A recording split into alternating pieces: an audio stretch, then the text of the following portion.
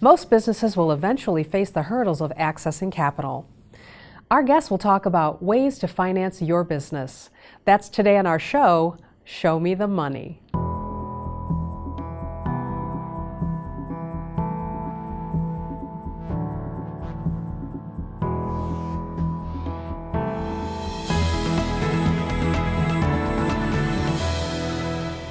We've talked a little bit about accessing capital for your company, but there are some things that you should be thinking about before you access capital, and that is profits. So, planning your profits, making sure you're in a good place is important. Sarah, does SBAM have any information for owners who are looking at capital? Yes, we know this is an important topic for our small business owner members, so we worked with Gordon Advisors, a CPA firm here in Michigan, to create the Owner's Profit Planning Guide.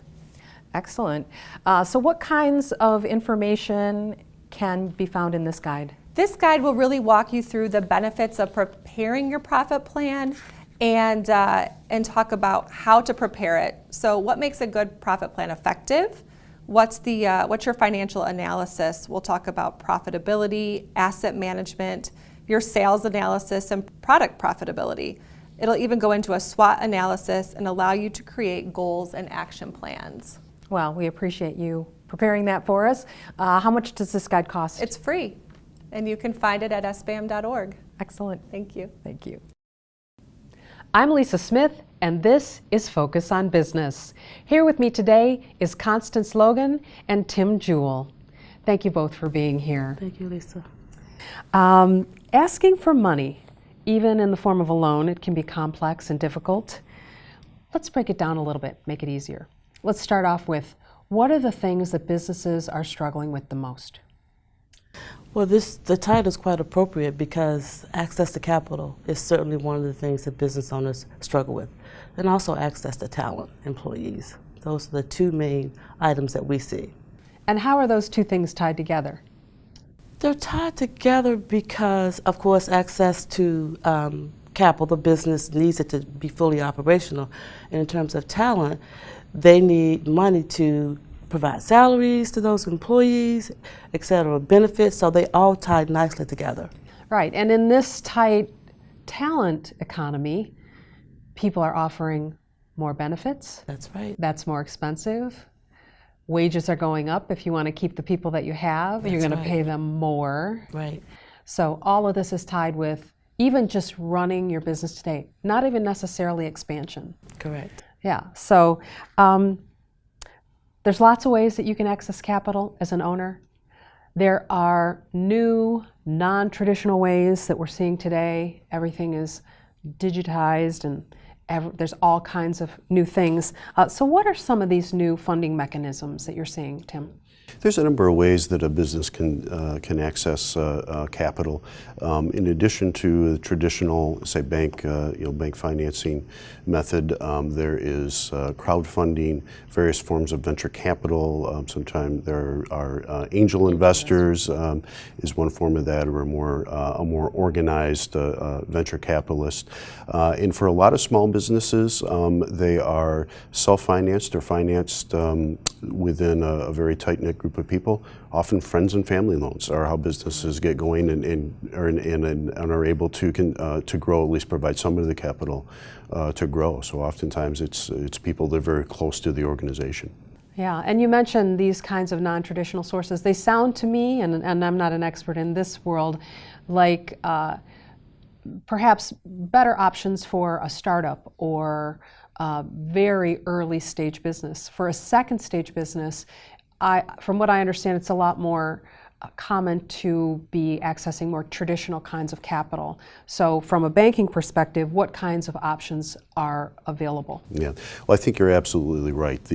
Whether it be the crowdfunding or the venture capital, often more expensive and probably not as maybe reliable as traditional financing, but it might be the only option to get somebody up and going. But to get to that next phase, more traditional financing is going to be less expensive. I think probably more reliable. You can plan it out better. So bank financing is certainly, and that's the part of the business that I come from, is that very traditional bank loan, way to raise capital. Right. One of the things that banks offer in terms of a product is an SBA loan. Constance, you happen to know a little bit about this. I do. Can you tell us give us a good round, what are the offerings from the SBA? Sure, sure. I'm really glad that Tim is here today because the SBA, we really work with the banks. So the SBA, we guarantee the loan. We don't loan directly, so we have to use the banks. So the borrower has to go to the bank initially to request a loan. And in some cases, the borrower doesn't need an SBA guarantee, but there are issues like collateral is insufficient, they haven't been around as long, so then the bank will actually step in. We guarantee the loan, and so the small business owner will get access to capital. In many cases, they can't get access to capital if they don't use an SBA guarantee. But if they can, we encourage them to go commercial. Because, our deal is we want you to get the small business loan. And that's our 7A loan program, which deals with working capital, capital expansion. In terms of buying a building, we have a great loan program called the 504 loan program. So if you want to purchase a building, it's 25 years, we use the CDC, and you only put down 10%. So it's a great way for a small business owner to get the opportunities that they need without going to a commercial lender and having a guarantee. The SBA, I'm hearing there's a new to me product in the micro range. Can you talk about those? What are some of the levels of borrowing? We're talking about small business, 500 employees or less. Mm-hmm. What are the thresholds or the minimums that we're talking about for SBA? Well, the max we can go to is $5 million, but we have $250,000. That's one of our loan programs. But in terms of our microloan, a lot of people don't know about microloan programs, which is great for the small business owner. It starts at $5,000 and goes to $50,000. Now, the SBA, they don't come directly to us. We fund intermediaries. We give those intermediaries grant money, and they actually lend those dollars to the small business owner. And that's a godsend for a lot of small business owners because $5,000, $50,000, some may use a credit card, but this gives them an opportunity to get a loan, pay it back, and then kind of graduate to those larger loans. And how would you access the microloan? What do those entities look like? Well, we have several throughout the state, and we have one in Livonia, we have one in Benton Harbor. If you go to our website, www.sba.gov/Michigan, it gives you a full list of all those micro lenders, and they're throughout the state because we do cover the entire state. So there's a micro lender throughout the state that you can access our microloan programs. SBA loans go through banks. Banks have multitudes of different products as well. But I think that there's a much larger story in terms of talking to a bank about a loan. It's about community and support. What do you do as a banker to really support the owner through this process? So we encourage our business customers to to really develop a relationship with the banker, with the business banker, and I would encourage all small businesses to do that.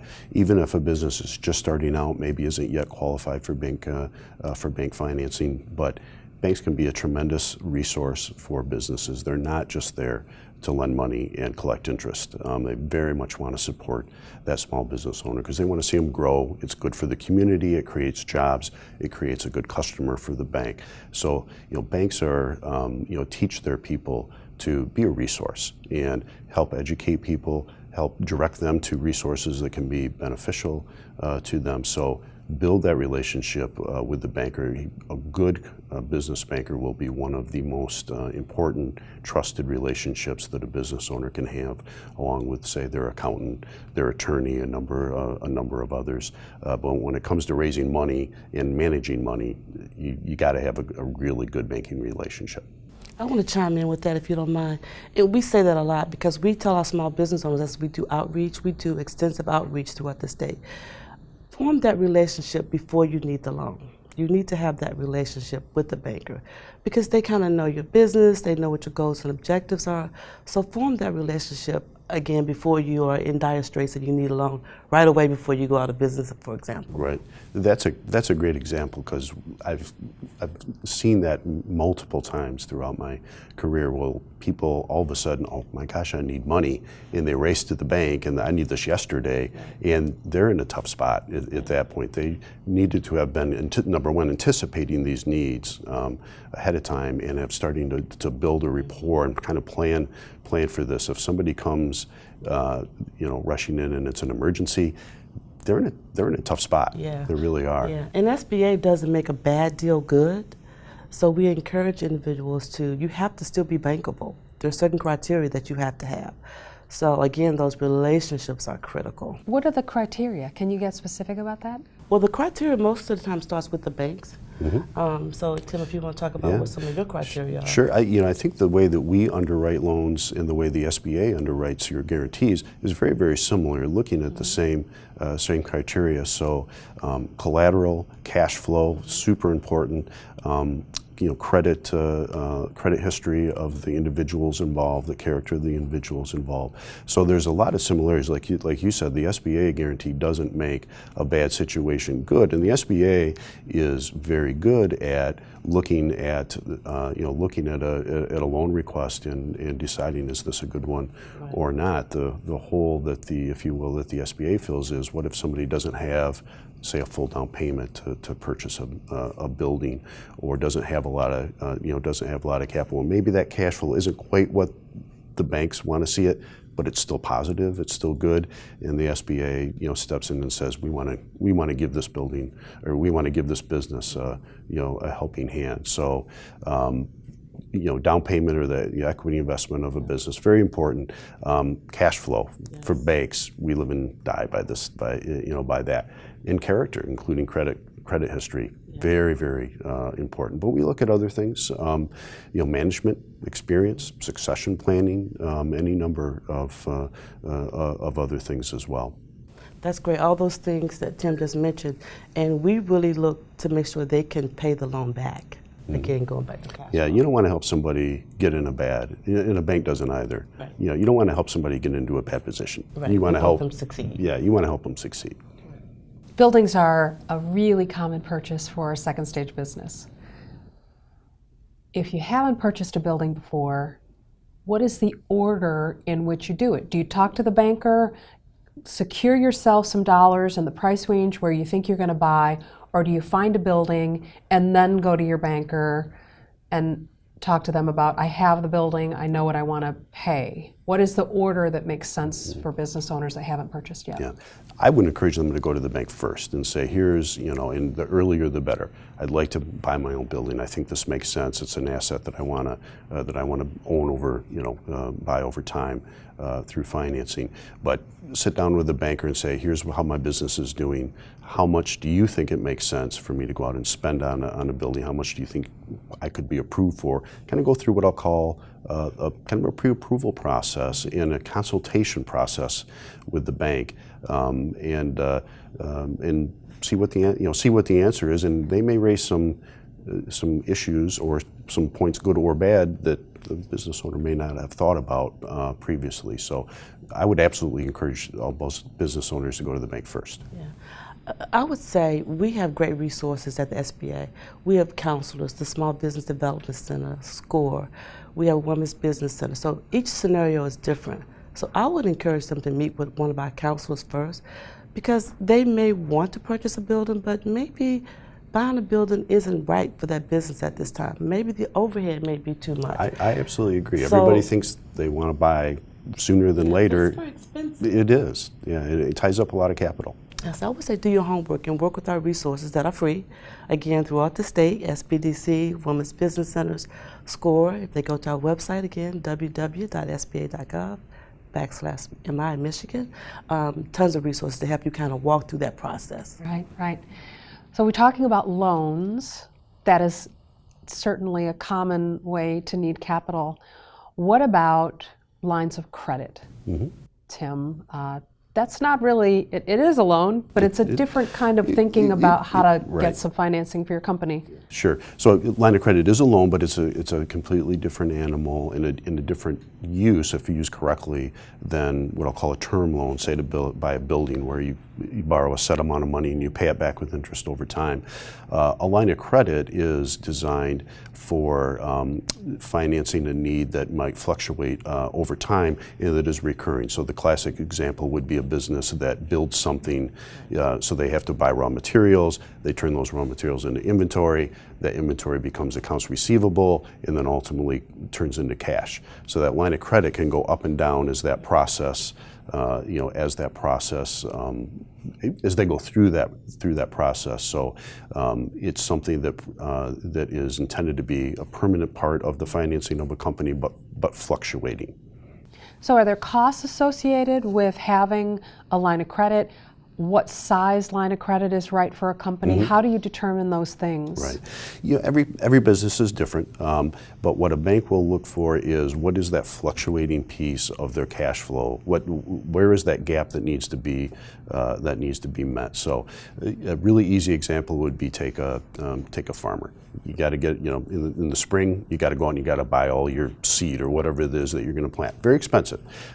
So you might use a line of credit to finance that. Then through the growing season, you have a lot of overhead expenses to irrigate and do whatever, fertilize and so forth. So that balance is going to continue to go up.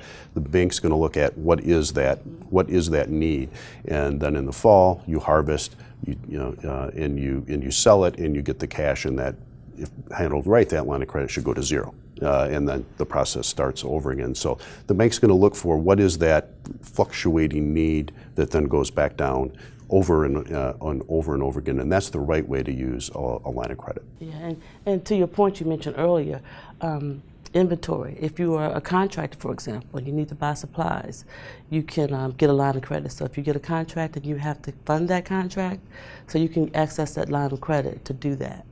So do you have to, in that case, would you bring a signed contract as collateral? You obviously don't have the cash in hand. You're somewhat promising sales on the other end of the loan. What kind of tools do you need to bring to the bank to get that line of credit? Well, I would say definitely if you have some pending contracts, to show those contracts. That's certainly, you can use it as collateral if it's certainly, of course, not a tentative contract, but a contract. That's something that you can certainly use. I would absolutely encourage you to do that, to bring that. So oftentimes the product that's being generated, I'll call it, or the service that might result in accounts receivable, that can be posted as collateral for that loan. So it depends on the nature of the business. But a line of credit could also be secured by, the purpose might not be, say, to buy a building, but you could use a building to secure a line of credit, and it might be less expensive that way because it's a hard asset that a bank is going to look at as a more reliable piece of collateral. Now, if you already have a mortgage on your building, then that's probably not going to be available. But for many businesses, if they own a hard asset, they can post that as collateral for the line of credit. The bank's going to be they're going to like that a lot, and probably keep the cost down. And then they don't have to come out and audit your books every month to see, are those accounts receivable or is that inventory really there? So it's simpler for the business owner too, if it's an option. So just to wrap it up, what is the best advice that you have for a business owner when it comes to capital? Well, from a banker's perspective, talk to your banker early and often, establish that relationship, find somebody that you really feel good about. I would recommend try to start local, and we're talking about small businesses, so they're going to really understand that local connection. So go talk to your local banker community. The more tied into the community they are, the more they're going to be interested in helping the small businesses in those communities. So build a relationship with your banker. Absolutely, I agree. I would say definitely come to the SBA because there's so many resources, and we really want you to understand really what you're getting into. You may need a microloan. You may need an SBA guarantee. Maybe you don't. So let's just help you walk through that process and understand the strategy. So I would say start with some experts that are at the SBA, and we can certainly help you make some right choices. Thank you. This is great information. I really appreciate you being here. Thank you for having us.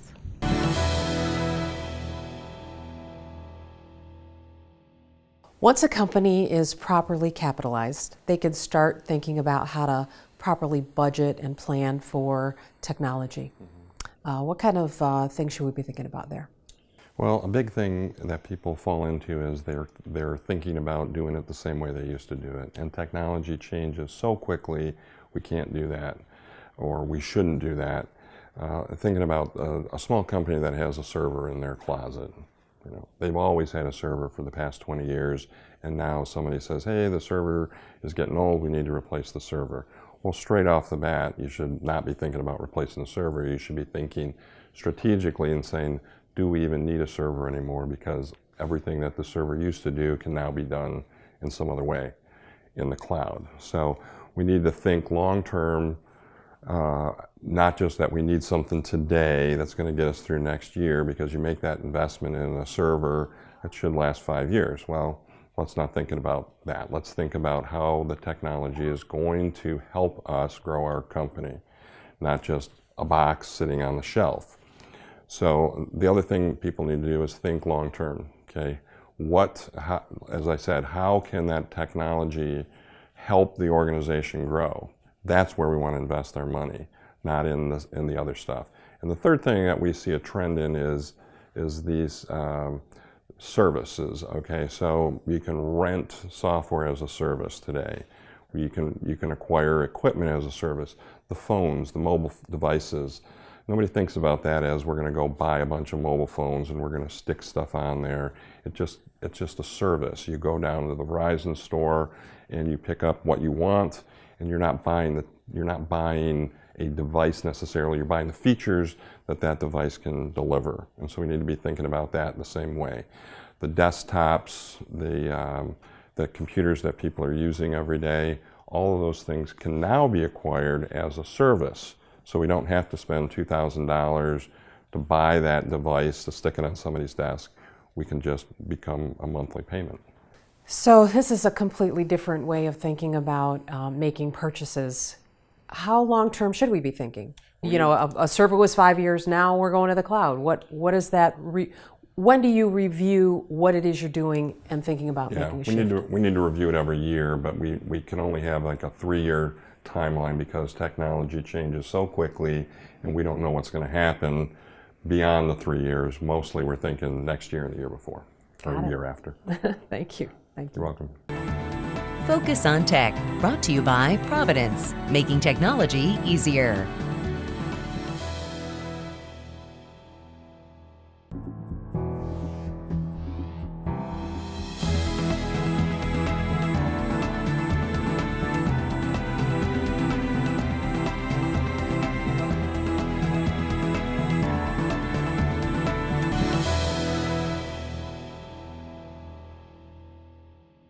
Tim, I have a couple of more questions for you. As a banker, what do you need to assess a company's capital needs? First and foremost, financial information. Bankers live and die with numbers. So solid, reliable, accurate, and timely financial information is absolutely critical. Traditional balance sheet, income statement, maybe a statement of cash flows, and projections for businesses that are looking to grow as well. Very important. If a business is good at providing that financial information itself, great. If not, it should get some help from an accountant who can do the job well. Great. So how important is cash flow?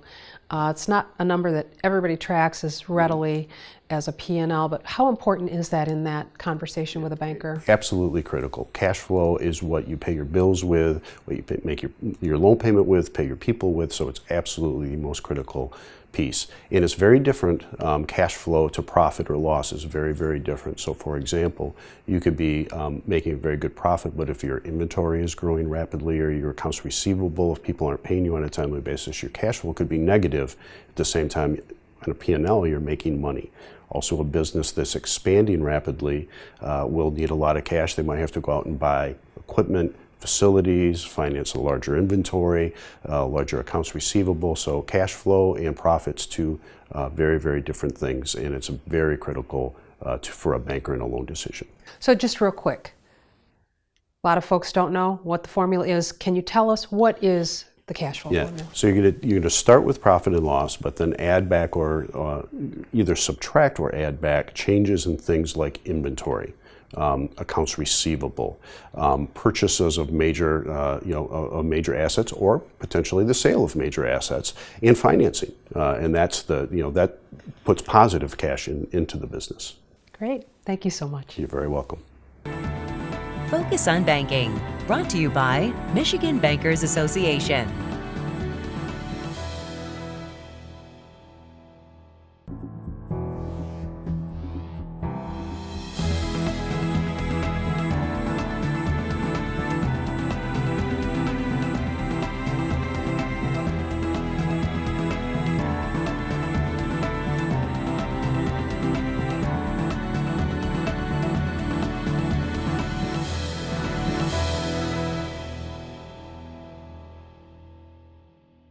Denise, there's a host of new kinds of non-traditional lending options, things like Cabbage, all kinds of crowdfunding sites. What are the risks associated from a legal perspective? Interestingly, although these are also loans, they're definitely loans, and they're so much more convenient for some of us, especially when we started our businesses, than going to the bank. There are some few risks to them. You are going to have generally a personal guarantee. You're going to give them all of your bank account information. You're going to sign a loan document.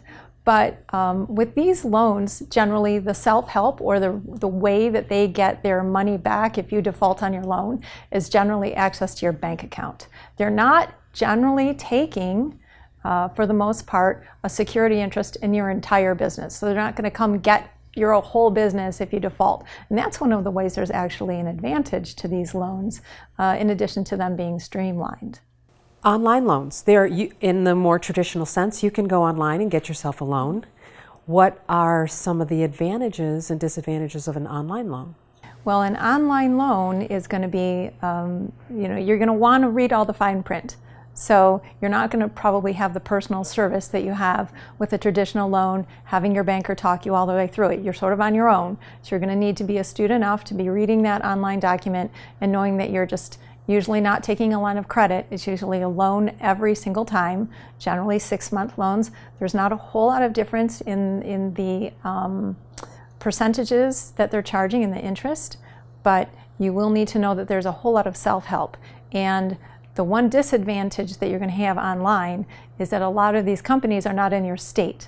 So if you're defaulting, you're going to be having your dispute resolution maybe in California or maybe in Nevada where you are not. So you're going to need to go there and hire an attorney from California to represent you. That can be more expensive than a loan itself. So it may be a disadvantage. So you're going to want to make sure that you meet the payments. So get to know your banker. Absolutely. Yeah, okay, thank you. Focus on Law, brought to you by Policella and Associates, PLLC. Thank you all for joining us today on Show Me the Money.